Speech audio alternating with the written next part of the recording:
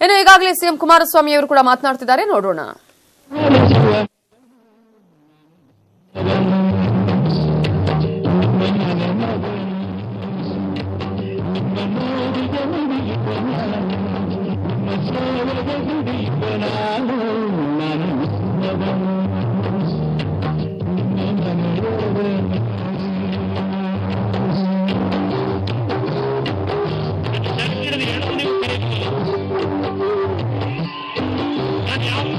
ರಕ್ಷಣಾ ಒಳಗೆ ಓಡಾಡೋನಲ್ಲ, ನೋಡಿದಿರ ನನ್ನ 10 ವರ್ಷದ ರಾಜಕೀಯ ಜೀವನದಲ್ಲಿ.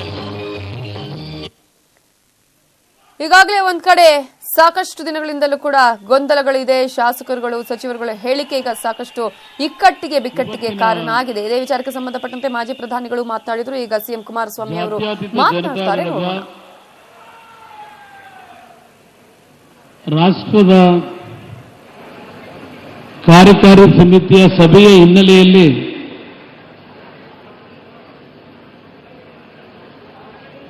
ರಾಜ್ಯ ಘಟಕದ ಆಶ್ರಯದಲ್ಲಿ ಬೃಹತ್ ಜಾತ್ಯತೀತ ಜನತಾದಳದ ಕಾರ್ಯಕರ್ತರ ಈ ಒಂದು ಸಮಾವೇಶದಲ್ಲಿ ಭಾಗವಹಿಸಿರ್ತಕ್ಕಂಥ, ವೇದಿಕೆ ಮೇಲೆ ಉಪಸ್ಥಿತಿರ್ತಕ್ಕಂಥ ಪಕ್ಷದ ಎಲ್ಲ ಪ್ರಮುಖ ನಾಯಕರೇ, ರಾಷ್ಟ್ರೀಯ ಕಾರ್ಯಕಾರಿ ಸಮಿತಿಯ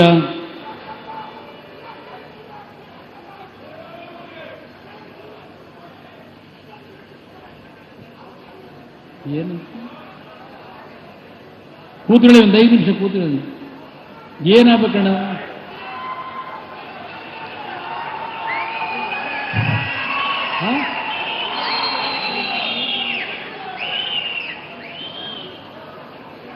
ರಾಷ್ಟ್ರೀಯ ಕಾರ್ಯಕಾರಿ ಸಮಿತಿಯ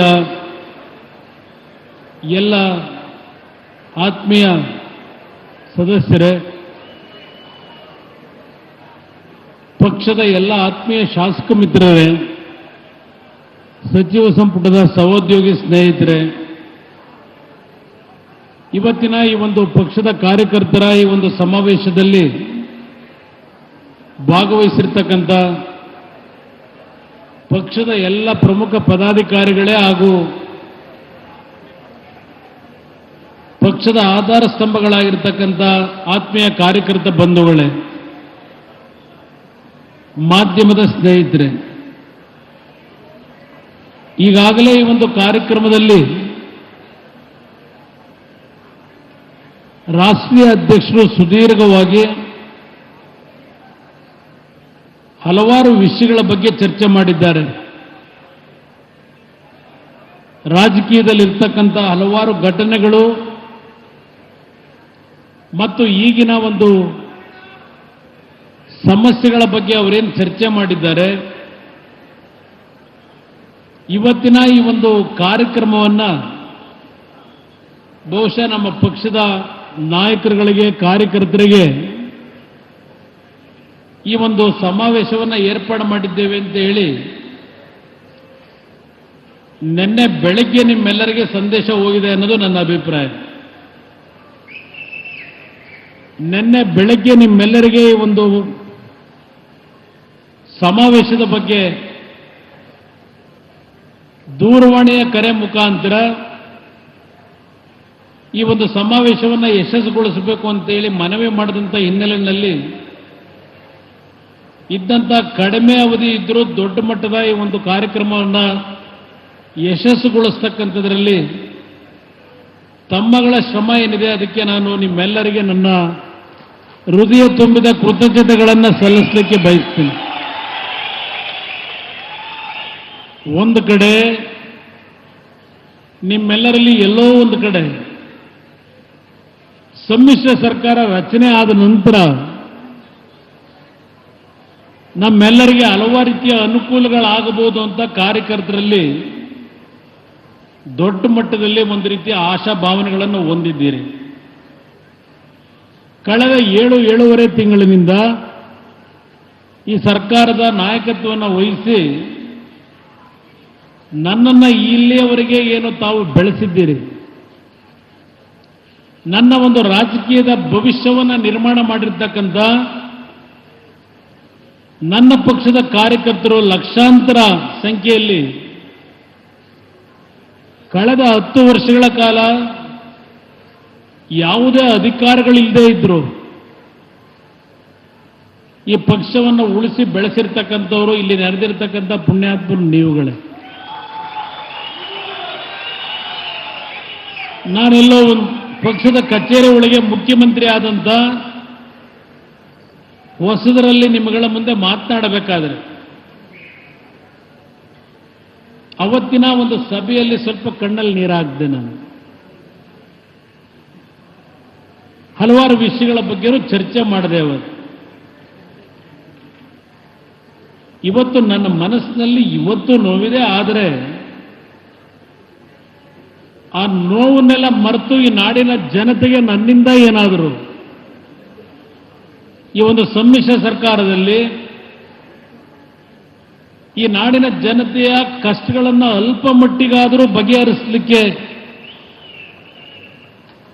ಈ ಅಧಿಕಾರವನ್ನು ಉಪಯೋಗ ಮಾಡಬೇಕು ಅಂತ ಹೇಳಿ ಶ್ರಮ ಪಡ್ತಾ ಇದ್ದೇನೆ ಅನ್ನೋದನ್ನ ದಯವಿಟ್ಟು ಮರಿಬೇಡಿ.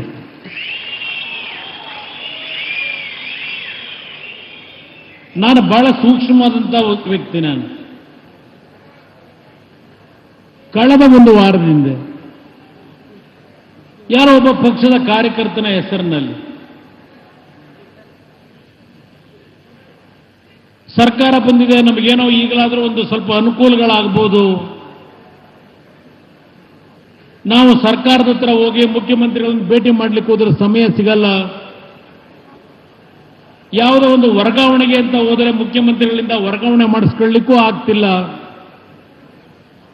ಈ ಸರ್ಕಾರ ಬಂದು ನಮಗೇನು ಅನುಕೂಲಗಳಾಗ್ತಿಲ್ಲ ಅಂತ ಹೇಳಿ ಕಾರ್ಯಕರ್ತರುಗಳಿಗೆ ಒಂದು ಸಂದೇಶ ಕೊಡಿ ಅಂತ ಹೇಳಿ ಒಂದು ವಾಟ್ಸಪ್ನ ಹರಿಸಿದ್ದಾರೆ. ನನ್ನ ಪಕ್ಷದ ಕಾರ್ಯಕರ್ತರಿಗೆ ನಾನು ಕೇಳಲಿಕ್ಕೆ ಬಯಸ್ತೀನಿ, ಈ ವೇದಿಕೆ ಮುಖಾಂತರ ನನ್ನನ್ನು ಬೆಳೆಸಿರ್ತಕ್ಕಂಥ ನನ್ನ ಕಾರ್ಯಕರ್ತ ಬಂಧುಗಳಿಗೆ ನಾನು ಕೇಳಲಿಕ್ಕೆ ಬಯಸ್ತೀನಿ, ಈ ಒಂದು ಪಕ್ಷವನ್ನು ಕಟ್ಟಬೇಕು, ಈ ಪಕ್ಷ ಅಧಿಕಾರಕ್ಕೆ ತರಬೇಕು ಅಂತ ನೀವು ಶ್ರಮ ಪಟ್ಟಿರೋದು, ಈ ನಾಡಿನ ಪ್ರತಿಯೊಂದು ಬಡ ಕುಟುಂಬಗಳನ್ನು ಮೇಲೆತ್ತಬೇಕು ಅಂತ ಹೇಳಿ ನೀವು ಶ್ರಮ ಪಡ್ತಾ ಇದ್ದೀರೋ, ಇಲ್ಲ ನಿಮ್ಮಲ್ಲಿ ಒಂದು ವರ್ಗಾವಣೆ ಮಾಡಿಸ್ಕೊಂಡ್ರೆ ಸಾಕು ಅಂತಕ್ಕಂಥ ತೃಪ್ತಿಯಲ್ಲಿ ನೀವಿದ್ದೀರೋ ಅನ್ನೋದನ್ನ ಇವತ್ತು ನೀವು ನನಗೆ ಹೇಳಬೇಕು. ನನಗೆ ಒಂದು ವರ್ಗಾವಣೆ ಮಾಡಲಿಲ್ಲ ಅಂತ ಹೇಳಿ ನೀವು ನನ್ನನ್ನು ಇವತ್ತು ಆಕ್ರೋಶದಲ್ಲಿ ವಾಟ್ಸಪ್ಗಳ ಮುಖಾಂತರ ಸಂದೇಶ ಕಳಿಸ್ತಾ ಇದ್ದಾರೆ ಕಾರ್ಯಕರ್ತರು ಅಂತ ಹೇಳಿ ಈ ಸೋಷಿಯಲ್ ಮೀಡಿಯಾದಲ್ಲಿ ಏನು ಬರ್ತದೆ, ನನ್ನ ಪರಿಸ್ಥಿತಿ ನೀವಿನ್ನೂ ಅರ್ಥ ಮಾಡ್ಕೊಳ್ಳಿಲ್ಲ ಅಂತ ಆಯ್ತಲ್ಲಿ. ಈ ಸಮ್ಮಿಶ್ರ ಸರ್ಕಾರದಲ್ಲಿ ವರ್ಗಾವಣೆ ಮಾಡದೆ ನಾನು ದಂಧೆ ಮಾಡಿದ್ರೆ ನಿಮ್ಮ ಸ್ವಾಭಿಮಾನಕ್ಕೆ ನಾನು ಧಕ್ಕೆ ಮಾಡಿದಂಥ ರೀತಿಯಲ್ಲಿ ನಡ್ಕೊಂಡಿದ್ರೆ ಆ ವರ್ಗಾವಣೆಯ ದಂಧೆ ಒಳಗೆ ನೀವು ಬೆಳೆಸಿರ್ತಕ್ಕಂಥವ್ರ ಮುಂದೆ ಇಲ್ಲಿ ನಿಂತು ನಾನು ಮಾತಾಡಲಿಕ್ಕೆ ನನಗೇನಾದರೂ ಅರ್ಹತೆ ಉಳಿಸ್ಕೊತೀನಿ ಅನ್ನೋದನ್ನು ಯೋಚನೆ ಮಾಡಿ. ಆಗಿದ್ರೆ ಅವ್ರು ಯಾರೋ ವಾಟ್ಸಪ್ಪಲ್ಲಿ ಕಳಿಸಿದ್ರಲ್ಲ, ಯಾರೋ ಅವ್ರ ಕುಟುಂಬದ ಅಣ್ಣನೋ ತಮ್ಮನೋ ಅವ್ರ ಸಂಬಂಧಿಕರೋ ವರ್ಗಾವಣೆ ಇದ್ರೆ ಆಗದೆ ಇದ್ರೆ ನಾನು ಏನಾದ್ರು ನನ್ನಿಂದ ಪ್ರಮಾದ ಆಗಿದ್ರೆ ಮಾಡಿಕೊಡ್ಲಿಕ್ಕೆ ಪ್ರಯತ್ನ ಪಡ್ಬೋದು. ನೀವು ಬೇರೆಯವ್ರ ತರ ನೀವು ವರ್ಗಾವಣೆ ದಂಧೆ ಮಾಡ್ಕೊಂಡು ಏನಾದರೂ ಹಣ ವಸೂಲಿ ಮಾಡ್ಕೊಂಡು ಕೂತ್ರೆ ನನ್ನ ಪರಿಸ್ಥಿತಿ ಏನಾಗುತ್ತೆ ಅನ್ನೋದು ನೀವು ಯೋಚನೆ ಮಾಡಿದ್ದೀರಾ? ಯಾಕಿದು ಹೇಳ್ತೀನಿ ಅಂದ್ರೆ, ಇವತ್ತು ನಾನು ಈ ಒಂದು ಸಮ್ಮಿಶ್ರ ಸರ್ಕಾರದಲ್ಲಿ ಮುಖ್ಯಮಂತ್ರಿಯಾಗಿ ಕೆಲಸ ನಿರ್ವಹಣೆ ಮಾಡ್ತಾ ಇರೋದು, ಆ ಶ್ರಮ ಏನು ಪಡ್ತಾ ಇದ್ದೇನೆ ಅಂತಕ್ಕಂಥದ್ದನ್ನ ಇಲ್ಲಿ ನಾನು ಎಲ್ಲ ಹೇಳಲಿಕ್ಕೆ ಹೋಗೋದಿಲ್ಲ. ಇವತ್ತು ರೈತರ ಸಾಲ ಮನ್ನಾ ಮಾಡತಕ್ಕಂಥ ಸವಾಲು ಸ್ವೀಕಾರ ಮಾಡಿದ್ರು, ಇನ್ನೂ ಅನುಮಾನ ನನ್ನ ಮೇಲೆ, ಇನ್ನೂ ಸಂಶಯ ನನ್ನ ಮೇಲೆ. ನಿಜಕ್ಕೂ ರೈತರ ಸಾಲ ಮನ್ನಾ ಇವನು ಮಾಡ್ತಾನ? ಬರೀ ಟೋಪಿ ಹಾಕೊಂಡು ಹೋಗ್ತಾ ಇದ್ದೇನೆ. ನಮ್ಮ ನರೇಂದ್ರ ಮೋದಿ ಅವ್ರ ಕೈಲೇ ಭಾಷಣ ಮಾಡಿಸ್ಲಿಲ್ವೇ? ಅದೆಂಥದ್ದು ಲಾಲಿಪಾಪ್ ಕೊಡ್ತಾವನೆ ಸಾಲ ಮನ್ನಾ ಹೆಸರಿನಲ್ಲಿ ಅಂತ ಹೇಳಿ. ಈ ಸಭೆಯ ಮುಖಾಂತರ ಈ ನಾಡಿನ ರೈತ ಬಂಧುಗಳಿಗೆ ಹೇಳಲಿಕ್ಕೆ ಬಯಸ್ತೇನೆ, 25ನೇ ತಾರೀಕಿನವರೆಗೆ ಈಗಾಗಲೇ ಸುಮಾರು 2.5 ಲಕ್ಷ ರೈತ ಕುಟುಂಬಗಳಿಗೆ ಸಾಲ ಮನ್ನಾ ಯೋಜನೆಯ ಆದೇಶ ಪತ್ರಗಳೇನು ಹೋಗಿದೆ. ಇವತ್ತು 46,000 ಕೋಟಿ ಸಾಲವನ್ನು ಮನ್ನಾ ಮಾಡತಕ್ಕಂಥ ತೀರ್ಮಾನ ಮಾಡಿದಾಗ ಆ ದುಡ್ಡು ನನ್ನ ರೈತ ಯಾರು ಸಾಲ ಮಾಡಿದ್ದಾನೆ ಅವನ ಅಕೌಂಟ್ಗೆ ಹೋಗಬೇಕು, ಇಲ್ಲ ರೈತನ ಹೆಸರಿನಲ್ಲಿ ಕೆಲವು ಮಧ್ಯವರ್ತಿಗಳು ಅದನ್ನೂ ಲಪಟಾಯಿಸ್ತಕ್ಕಂಥ ಕೆಲಸ ಏನು ಮಾಡ್ತಾರೆ ಅವರು ಹೋಗಬೇಕು ಅನ್ನೋದನ್ನು ನಾನು ತೀರ್ಮಾನ ಮಾಡಬೇಕು ಬೇಡವೋ ದಯವಿಟ್ಟು ನೀವು ಹೇಳಿ ನನಗೆ.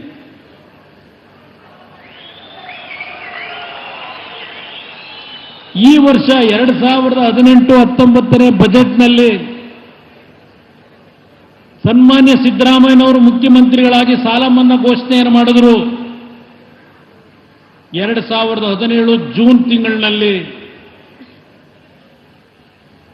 ಅದರ ಬಾಬತು ನಾನು ಮುಖ್ಯಮಂತ್ರಿ ಆದಾಗ ಇನ್ನು 3,800 ಕೋಟಿ ಹಣ ಕಟ್ಟಿರಲಿಲ್ಲ.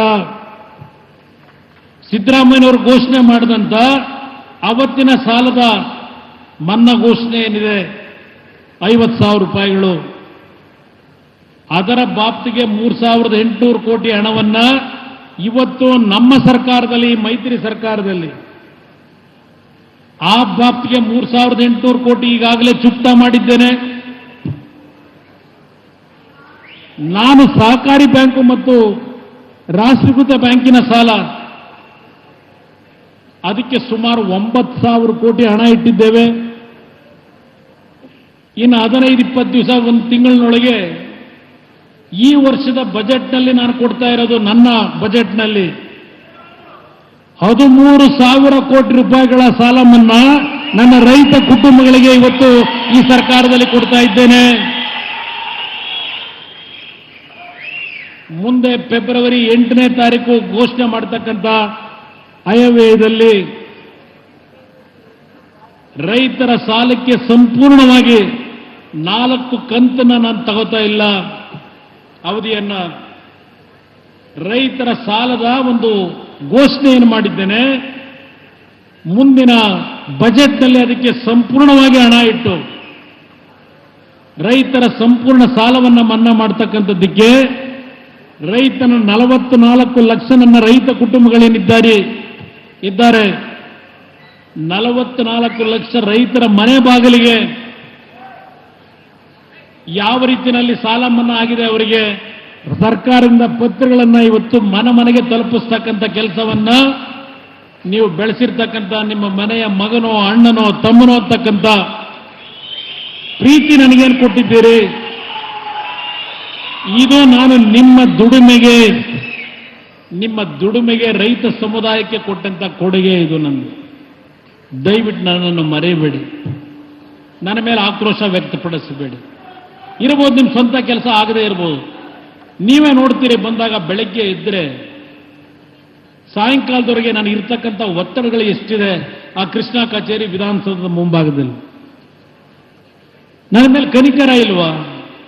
ಯಾರೋ ಒಬ್ಬ ಕಾರ್ಯಕರ್ತದೇನೋ ವಾಟ್ಸಪ್ಪಲ್ಲಿ ಕಳಿಸ್ತಾ ಅಂದ್ರಲ್ಲ, ಎಷ್ಟು ನಾನು ವರ್ಗಾವಣೆ ಮಾಡಲಿಕ್ಕಾಗುತ್ತೆ? ಕೆಲವು ವಿಷಯಗಳನ್ನು ನಾನು ಹೇಳಲಿಕ್ಕಾಗೋದಿಲ್ಲ, ನನಗೆ ಗೊತ್ತಿರುತ್ತೆ, ಹೇಳಲಿಕ್ಕಾಗೋದಿಲ್ಲ. ಇದರ ಜೊತೆಗೆ ಎಂಥದೋ ಗಡುವುಗಳು ಬೇರೆ ಕೊಡ್ತಾರೆ. ಕುಮಾರಸ್ವಾಮಿ ಸರ್ಕಾರಕ್ಕೆ ಸಂಕ್ರಾಂತಿಗೆ ಏನೋ ದೊಡ್ಡ ಕ್ರಾಂತಿ ಆಗೋಯ್ತದೆ. ಕುಮಾರಸ್ವಾಮಿ ಸರ್ಕಾರಕ್ಕೆ ಸಂಕ್ರಾಂತಿಲಿ ಡೆಡ್ಲೈನ್ ಕೊಟ್ಟು, ಕಳೆದ ರಾಜ್ಯೋತ್ಸವದಲ್ಲಿ ಡೆಡ್ಲೈನ್ ಕೊಟ್ಟರು. ಬಹುಶಃ ಈಗ 6ನೇ ತಾರೀಕಿಗೆ ನಡೆಯತಕ್ಕಂಥ ವಿಧಾನಸಭೆ ಅಧಿವೇಶನ, ಅಲ್ಲೇನೋ ಅದೆಂಥದೋ ವಿಶ್ವಾಸ ಮತ ಮಂಡನೆ ಮಾಡಿ ಕುಮಾರಸ್ವಾಮಿ ಬೀಳಿಸ್ತೀವಿ. ಪ್ರತಿದಿನ ಈ ತರ ಬಂದಾಗ ಮೊದಲೇ ಅಧಿಕಾರಿಗಳ ಪರಿಸ್ಥಿತಿ ಗೊತ್ತಿದೆ ನಿಮಗೆ ಯಾವ ರೀತಿ ನಡ್ಕತ್ತೆ.